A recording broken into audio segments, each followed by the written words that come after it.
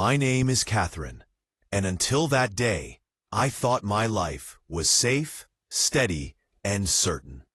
I had been dating Claude for 4 years. He was my first love, my first boyfriend, the man I thought I would spend my life with. Everyone thought we were perfect together. Our families, our friends, even me. But one evening, when I came home unexpectedly early, everything shattered. Opened my bedroom door and froze. There, tangled in the sheets of my own bed, was Claude, and with him, Kelly, my cousin. Her hair spilled across my pillows, his arms wrapped around her waist. The sound of their laughter cut through me like glass. I couldn't breathe. I couldn't move. For a moment, the world tilted, as if my body was no longer mine. My heart screamed. My voice finally followed. Claude? Kelly? Oh! They jumped, eyes wide, faces pale, but not from guilt. From being caught. Peace. Before I could even process, Melissa, my best friend, stormed in behind me. She didn't hold back. She shouted, cursed, and dragged me away before I completely collapsed on the floor. But that night wasn't the end. It was only the beginning. At home, the tension became unbearable. I expected my parents to defend me, to comfort me. But instead, He was wrong, Catherine, since he was your boyfriend, my mother said coldly. Kelly, poor thing, was seduced. He dishonored her, and now he's marrying her so she won't be talked about badly in town. I stared at her, my stomach twisting. Oh, Mom, spare me. The whole town knows Kelly is a shameless woman. Catherine, watch your language, my father snapped, his voice sharp like a whip. My chest burned with anger and betrayal. I was the one who was wronged, and you're protecting her? But my father's face hardened. His voice left no room for argument. Look, if you don't want to be around Kelly, fine. But you're going to this wedding, Catherine. That's an order. I blinked. My ears rang. What? You're going to your cousin's wedding, he repeated. That's final. The walls seemed to close in on me. My heart pounded so hard, I thought it would crack my ribs. Sometimes salvation comes disguised, in a mask. The night after my father's ultimatum, I cried until my pillow was soaked. The thought of standing in that church, watching Claude marry my cousin in the very dress I used to dream of wearing, it was unbearable. Melissa came the next day. She found me at work, sitting at my desk, trying to bury myself in paperwork. She walked in carrying coffee, chocolate muffins, and her usual persistence. Cat, she said, her tone playful, but her eyes deadly serious. We're not going to that wedding. I sighed, rubbing my temples. Mel, you don't understand. Your parents can say what they want, she cut in.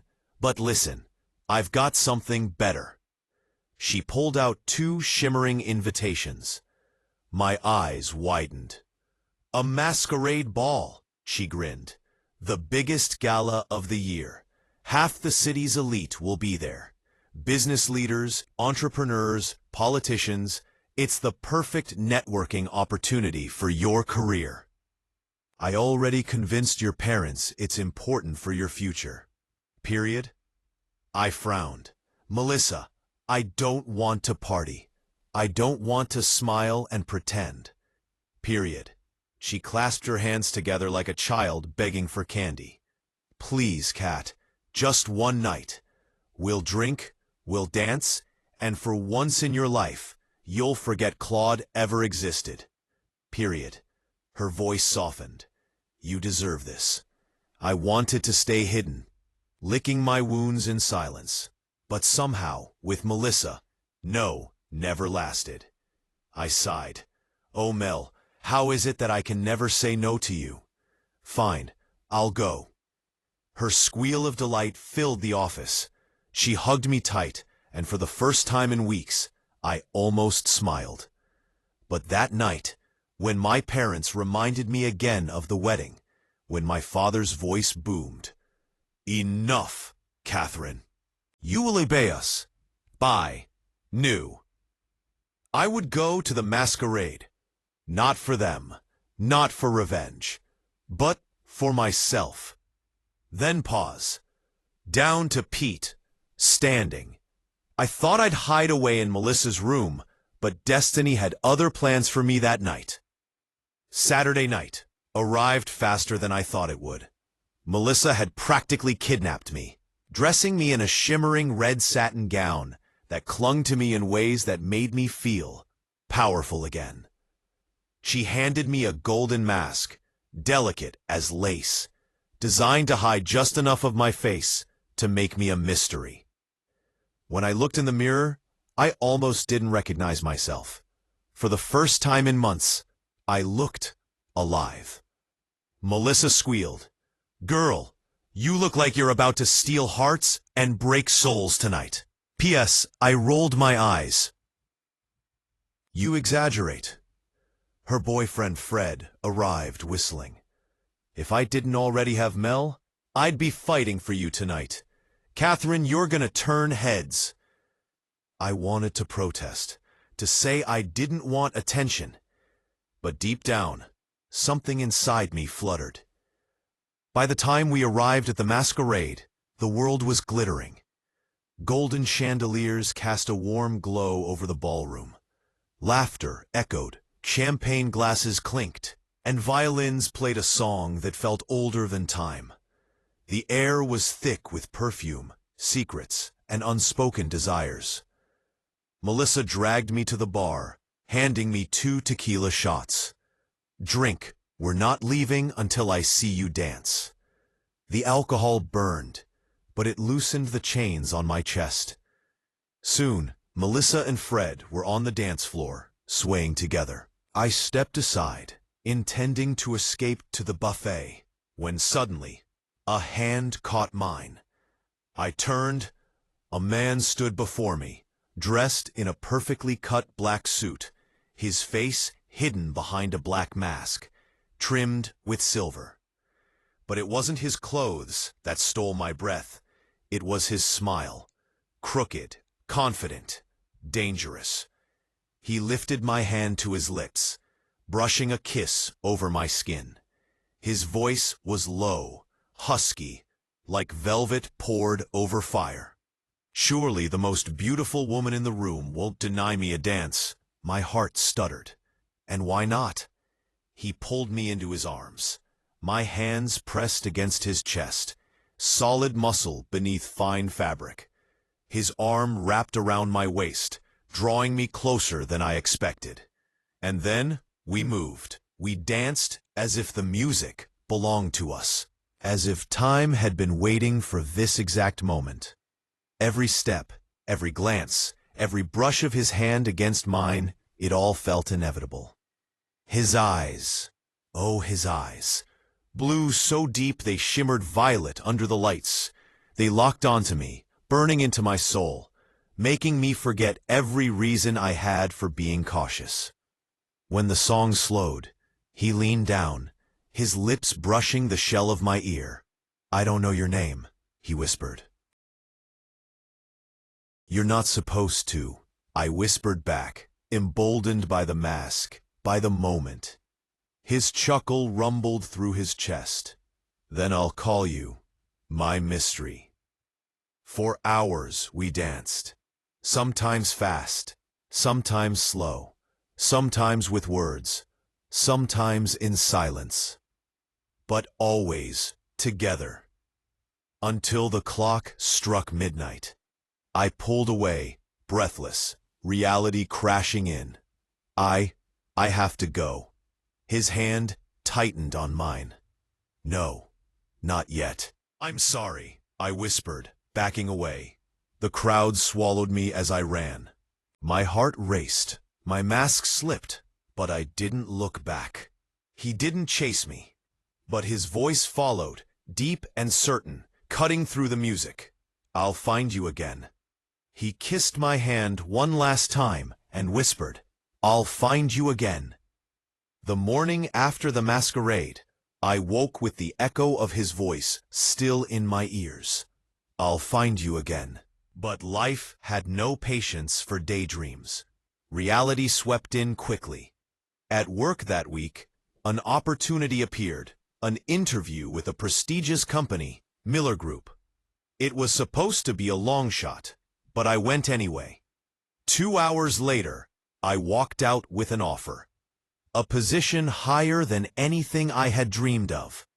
Better pay, better future, and most importantly, an escape. Melissa was over the moon. Kat, this is it.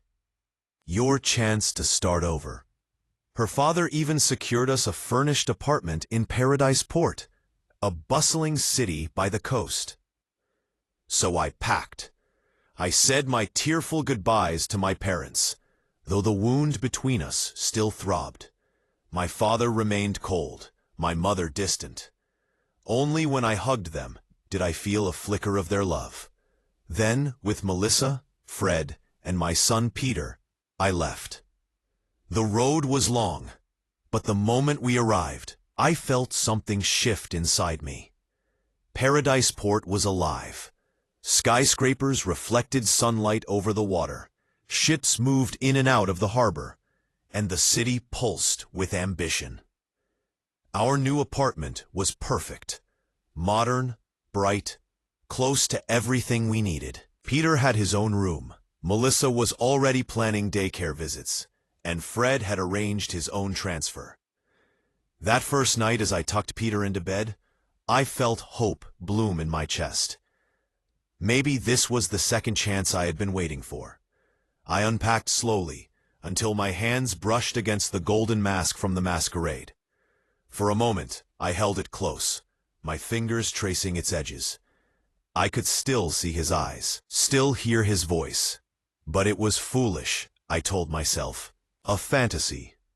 I set the mask aside and whispered to myself, tomorrow, I'll begin again.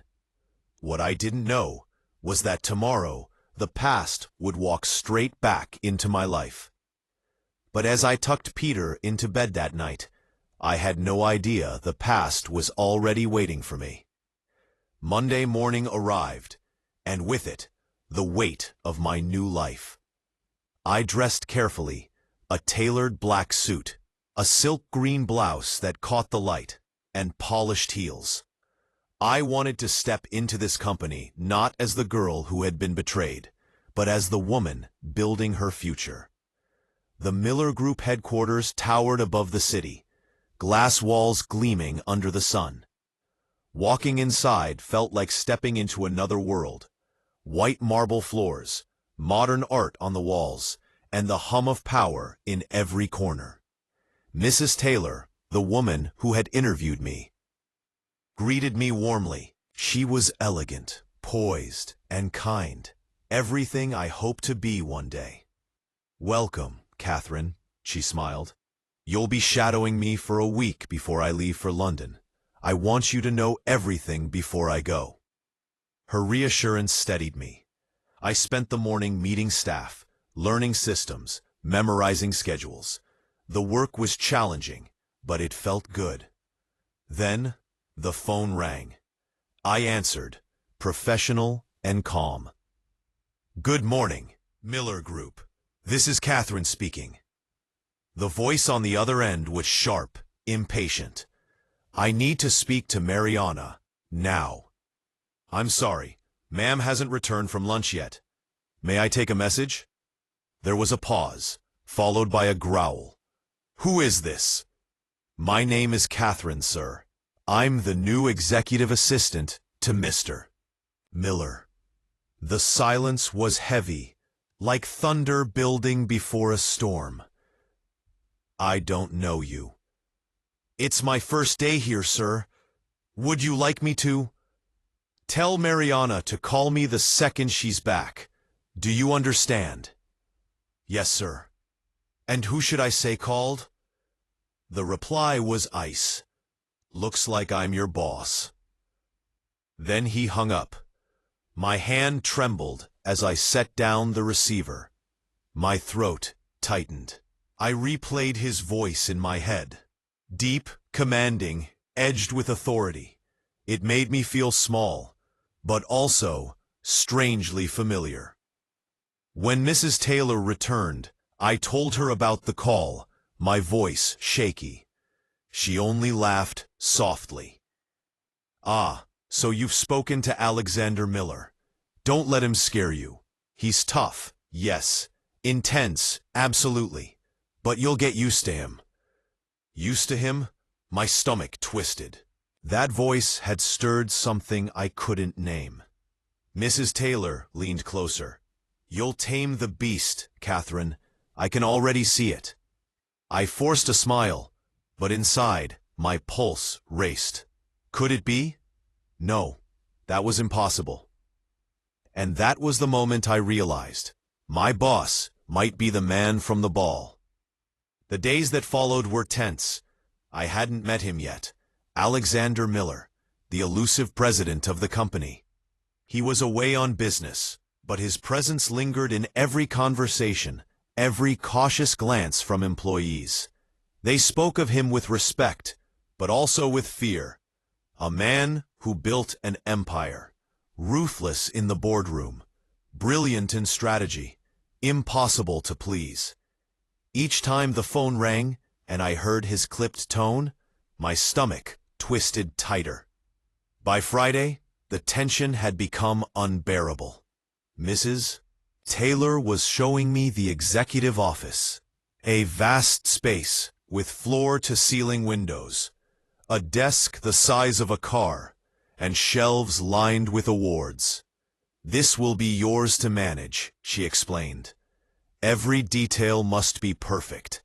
Alexander notices everything. As she spoke, the door behind us opened. I froze. A presence filled the room, powerful, magnetic, impossible to ignore.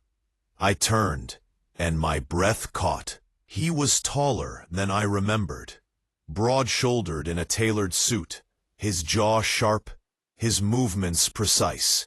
His hair was dark, his features striking, but it was his eyes that undid me. Violet blue, the same eyes that had locked onto mine beneath the chandeliers at the Masquerade. For a heartbeat, the world stilled. It was him, the man from the ball, the man who had held me, who had whispered he would find me. And now, he was my boss. He glanced at Mrs. Taylor first, then at me. His expression was cool, unreadable. But when our eyes met, something flickered.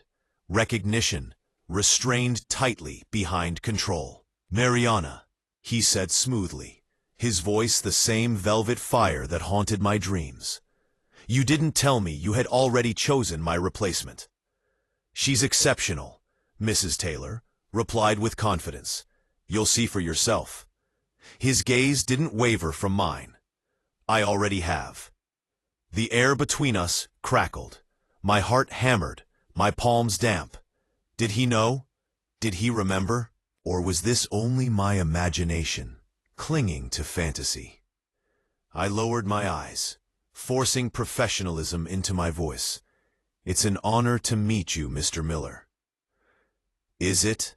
He asked softly, almost mockingly. We'll see if you still say that in a week. I swallowed hard, nodding. Mrs. Taylor continued the introductions, but her words blurred. My mind was a storm of memories, golden masks, whispered promises, a dance that had felt like destiny. Now that destiny stood in front of me, stripped of disguise, testing me with every look. And deep inside, I knew. This was no coincidence. Those eyes, violet blue, my heart stopped. It was him. Working under Alexander Miller was like balancing on the edge of a blade. He was brilliant. Every meeting he led was precise, every decision sharp, every word deliberate. Employees both feared and admired him, and I was caught in between. Every day I felt his eyes on me, not constantly, but in fleeting glances, studying, weighing, remembering, the same way he had looked at me that night at the masquerade. Yet neither of us said a word about it. We buried the truth under professionalism. But the past never stays buried. One evening, as I walked home from work, I stopped at a cafe near the office to pick up dinner. I was waiting for my order when I heard a voice behind me, one I wished I'd never hear again. "Catherine." I turned slowly. There he was, my ex-husband, the man who had betrayed me with my own stepsister. His smile was oily, rehearsed. "I heard you moved here. Small world, isn't it?" My chest tightened. "What do you want?" He shrugged casually. "Just to talk. You disappeared without a trace, left me with unfinished business." I clenched my fists. "The only business between us is over." His eyes narrowed, but he leaned closer. "You think running away with our son will erase me? You'll regret keeping him from me, Catherine." Before I could answer, a shadow fell across us. Alexander. He stood at my side, tall and unshakable. His presence enough to silence the noise of the cafe. His voice was calm, but it carried steel. "Is this man bothering you?" My ex-husband faltered, his arrogance shrinking under Alexander's gaze. "And who are you?" Alexander's eyes darkened. "The man who doesn't tolerate parasites circling my employees. Leave. Now." For the first time, my ex stepped back. He muttered something under his breath and stormed out. I exhaled shakily, my knees weak. Alexander turned to me, his voice softer. "Are you all right?" I nodded, though my throat was tight. "Thank you." He studied me for a moment, his expression unreadable. Then he spoke words that shook me to my core. "He's not worth your fear, Catherine. You're stronger than you think." And for the first time since that night at the ball, I let myself believe him. My ex was gone, but my heart wasn't steady, not because of fear, but because of Alexander. After the encounter at the cafe, things shifted between Alexander and me. At work, he remained stern, the perfect president, but outside the office, his gaze softened. He began walking me to my car, asking about my son, listening in ways I never expected from a man like him. And slowly, dangerously, I began to fall. But my ex-husband wasn't finished. He appeared again, this time at Peter's school, demanding rights he had long abandoned. The confrontation ended with the principal calling security, but I knew it wouldn't stop there.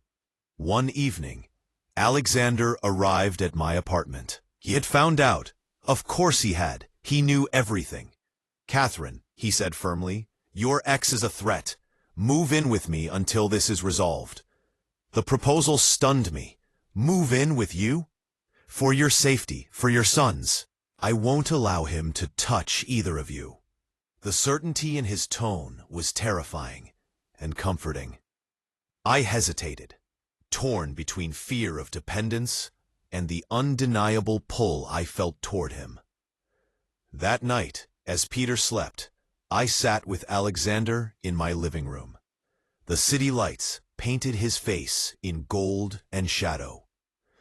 Finally, I asked the question that had been burning in me since the masquerade. "Why didn't you say anything that night? At the office. You knew it was me." His lips curved into a faint smile. "Because you ran, and because some truths deserve the right moment." My breath caught. And now, he leaned closer, his eyes locking onto mine, the same violet blue that had haunted me. Now, I don't intend to let you run again. The world slowed. His hand brushed mine, and for the first time since the betrayal, I didn't pull away. But the moment wasn't just about romance. It was about choice. I could cling to the past, the pain, the fear, the betrayal. Or I could step forward, into the unknown, with the man who had become my protector, my temptation, my possibility. I took a deep breath, my voice trembling but firm.